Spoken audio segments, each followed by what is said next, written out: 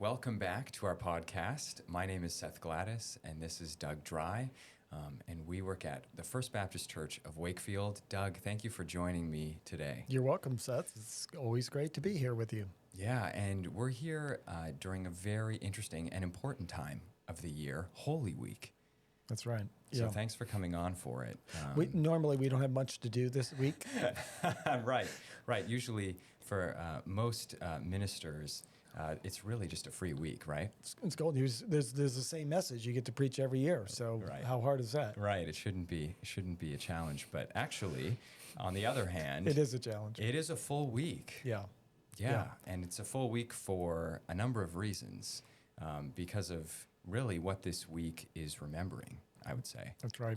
I mean, I think, around Christmas time, we have a big focus with the Advent season, multiple Sundays leading up, the Lent season, which we've celebrated this year a little bit differently. Instead of focusing on like sacrifice and giving up something, we've tried to look a little bit more forward to even like Easter, a long looking forward to Easter of the good news of Jesus and what does the cross and the resurrection mean. So we've been focusing a lot on the gospel all during Lent. Right. Kind of not what are we giving up, but kind of what did Jesus give up, Right. and what is that? How does that relate to us? Wow. No, that's good. And I think like this Holy Week is interesting because you kind of progress through the story of Jesus near the end of his life in a really unique way, I think. That's right. You don't feel the chronological order, I don't think, in any other church tradition quite as much as this week. That's right. And we started with Palm Sunday last Sunday. Right. And with Jesus' entrance into Jerusalem, and just it almost seems like such a high. Right. And then how could just a few days later, it hit like what seems to be rock bottom. Mm-hmm. I mean, literally for Jesus being brutalized on the cross, buried in the tomb, and then what were the disciples even thinking following that? Of course, we know the story now on this Right. end, but leading up to it, it's really helpful to kind of walk through it from Palm Sunday on down into what's coming up tomorrow, Maundy Thursday. Mm-hmm. And Seth, you're actually bringing the word. You're bringing the message. Yes, I and am. Maybe a little sneak preview on that. Yeah, of course. I think Maundy Thursday is a really interesting part of Holy Week for a number of reasons. Well, one, I think people might be asking the question, what is Maundy? Like, why are we calling it Maundy Thursday? Right. And it actually happens to be connected to a Latin word, which is connected to the new commandment, Maundy, commandment, that Jesus gave during the Last Supper. So going into that giving of the new commandment, Jesus does something that is so strange and so shocking to the disciples. And what that is they're finishing up dinner, and he grabs this bucket, and he goes up to the disciples, and he offers to wash their feet. And that's so shocking for the disciples. Peter is like, "No, Lord, you're not gonna wash my feet. You're my rabbi, you're my teacher, you're my Lord." And Jesus responds, "No, I must. You don't understand what this is or what I'm doing. You will. I must wash your feet." And what we see here is something the church has reflected on for hundreds, even thousands of years since, which is this servant leadership, and even more than that, a hospitality. That's what I'm going to be talking about tomorrow night. Yeah. This hospitality of Christ serving others, even though in his position they should be serving him. They're so confused. This doesn't make sense. Right. They've never offered to wash Jesus' feet. We haven't seen the disciples do that, at least in the Gospels, right? And now look what Jesus is doing. They're usually arguing over who's going to be the greatest. Right. Who's going to have the best seat. And here's Jesus getting up from the table, giving up his seat, Right. and going and taking and doing the duties of really the most menial servant. That would be their responsibility, to wash the feet. Right. Nobody obviously had stepped into that role. Right. So Jesus steps into that role, serving them. What would that have, what would that have been like Yeah. As you said, it's such a shock. Yeah, and I mean, I think it's hard in our modern context to even understand it for what it is. You know, of course, Wakefield has really nice paved sidewalks, and we all wear shoes, and maybe our feet get a little smelly sometimes. But in this case, the disciples are generally wearing sandals, and they're walking on these dirt paths that have all kinds of garbage, and you know, there's not the modern sewage systems that we have. So washing someone's feet is to do some of the dirtiest work you could possibly. Kind of nasty. Right, and he just gets the disciples to line up, and he just does that. Wow. So to understand that in its context is to really see that in some ways that love that Christ has for his disciples, and hence this commandment that he gives. What is that commandment? Which is to love one another, how I am loving you. Right. And even a greater step, and this is something to the church. They, and speaking of those outside the church, will know me by your love for one another.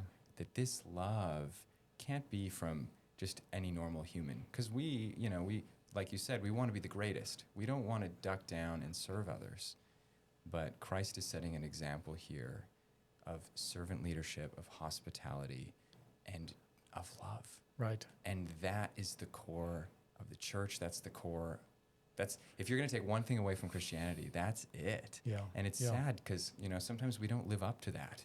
Right. We want to serve ourselves. I catch myself all the time wanting to do that, And so anyway, that's kind of that's Maundy Thursday as we are reflecting on these final moments Jesus shares with his disciples before he's carried away. And something I just want to say before we move forward, Jesus is betrayed by one of his friends at this supper.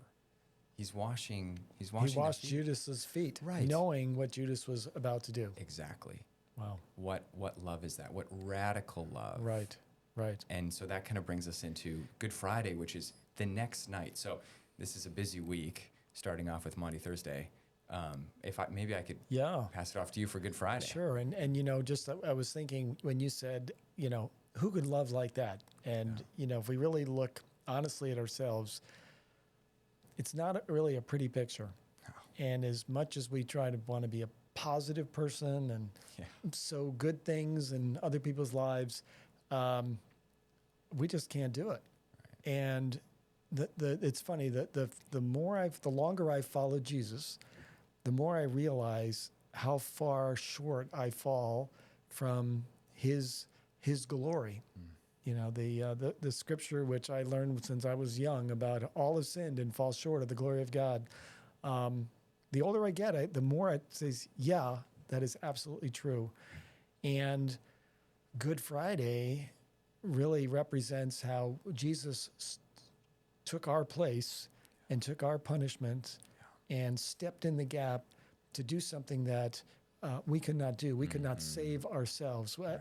There's not enough good things I can do, and not enough.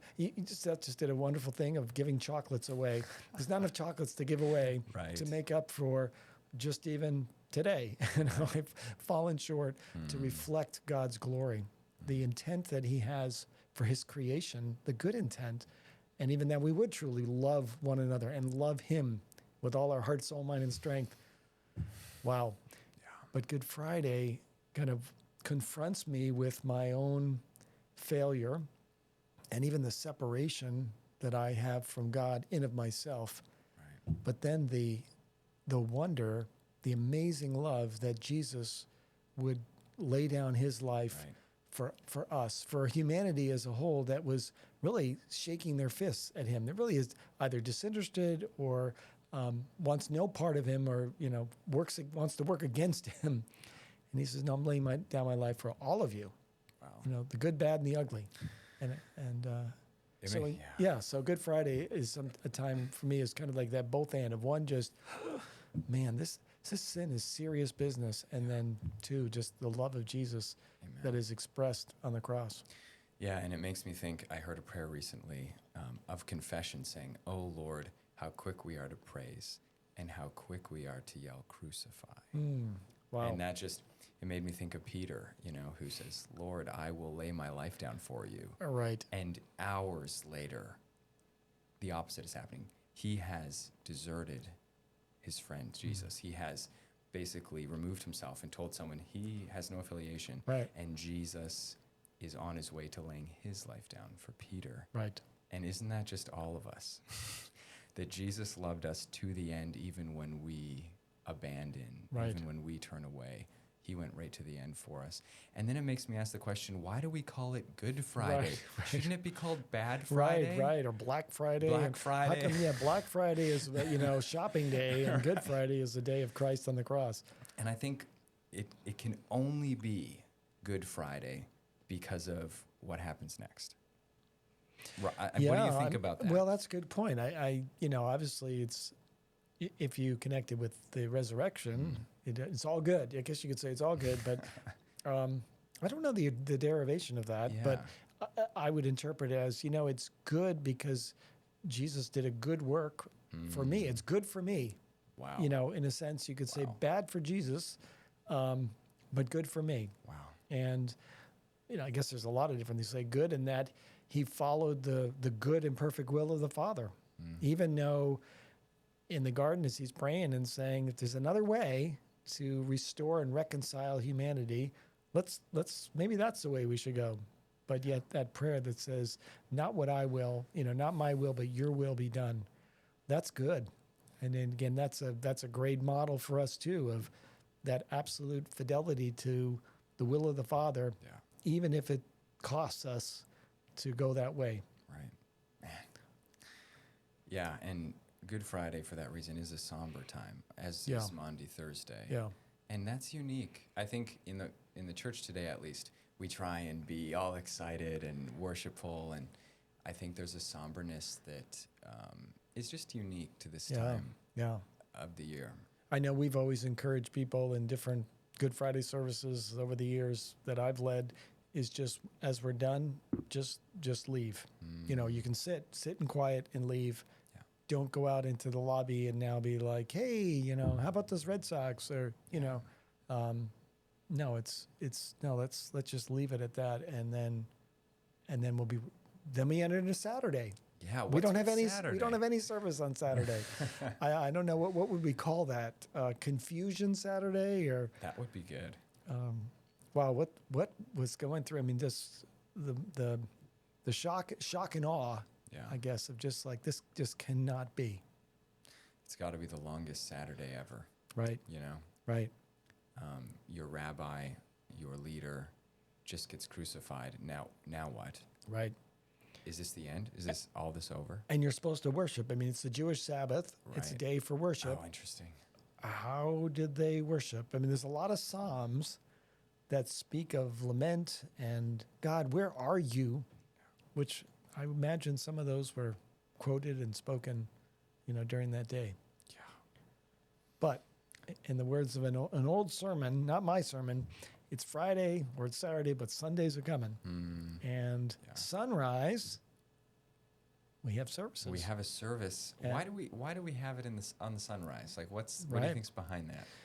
I know for me, I was dragged there as a kid.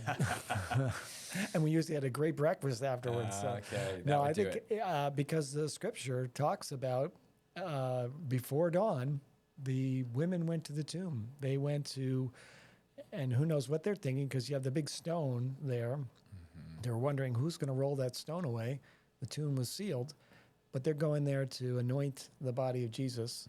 And suddenly their world is turned upside down because there's no body in that tomb. Man. The tomb is empty. Man. And they then Mary encounters Jesus himself. Right. Spoiler alert, by the way. Shouldn't have given that away. I know. That's good. Yeah. So, there's just something about the going from darkness into the glory of the light. Yeah. And I wish it was a little warmer in sunrise services, but usually there's been many where that sun starts to come up, and it's just awesome to think of the truth that we're celebrating, that Jesus is alive, that his death was effective. It was accepted, that sacrifice. Yeah. We have a living Lord, and the sun comes up, and it just kind of reflects the beauty of his resurrection. Amen. Actually reminds me, a mentor of mine from a few years ago, he adopted a few children. And instead of sharing the gospel message to them, immediately, he actually waited until Easter and walked them through the days and didn't spoil the fact that Jesus had actually conquered the grave, risen from the dead until Easter morning. And Wow. it was a beautiful way to bring his adopted children into the Wow. story of the gospel and the faith. And I think sometimes to experience it anew of that, we're Yeah. living in, it's been good news for just, over 2,000 years, but to really like sit in that good news, like it's new, let that wash over Yeah. us. I'm hoping that that's kind of what we as a congregation and even as a community get to do this year. I think there's always a sense of trying to place yourself in that setting and experience the living, alive Jesus, just even for the first time. Yeah. And just try to be like, what? He's alive? And, in the gospel accounts, they're so stunned, they don't even believe the first report. Yeah. They don't even believe it. Yeah. They need that. They want to see him themselves. Right. Because Thomas. it's just Thomas. But I think all the other ones, they didn't really believe either until Jesus appeared in the upper room, and suddenly they believed when he showed him his hands and his side. Yeah. Yeah. What a beautiful reality. And it's funny, as we're speaking, I think about, people that are big fans of like the Marvel comics and walking through all the logistics of how and what. And in some ways, this is a story like that. This is a true story. This is one that impacts us today. And we can just sit here and marvel about the story because of how real and how it's good news for all of us. Absolutely. And it's talking about the gospel Yeah. in the last few weeks. So. Yeah. Well, I'm excited to enter in. We've already kind of started entering in with Palm Sunday, and tomorrow night we really get in with that, with the foot washing and the Lord's Supper, and the celebration, commemoration of the cross. Yeah. It is a celebration in some ways, but it's a very somber celebration. Yeah. And then the raucous celebration on Easter morning. Yeah, looking forward to it. Well, thanks for talking about this, Absolutely. Doug. It's quite a week, and we're excited to get into it. And depending on when this podcast is uploaded, we'd love to invite anyone who's listening to drop into our services. Right, that's right. Thursday at 7 at the vestry at First Parish. We're actually doing a hand washing. We're not doing the foot washing. We're not ready for that yet. But hand washing, which is actually quite moving to do that. We're joining in with First Parish on Friday. Their Good Friday service. Sunrise at the Yacht Club, the Lake Quannapowitt Yacht Club at 6 a.m. Looking forward. And then 11 o'clock in the chapel at First Parish. They're meeting on one side, then in the big room. We're in the chapel, and it'll be great. And it's awesome, even just two congregations meeting at the same time with the same message of the resurrection of Jesus. Yeah, totally agreed. Well, Doug, thank you for Thanks, coming on the Seth. podcast. Thanks for talking about this. We're looking forward to future episodes as we continue on into the year. So thanks again for coming on. All right, you're welcome. Thank you.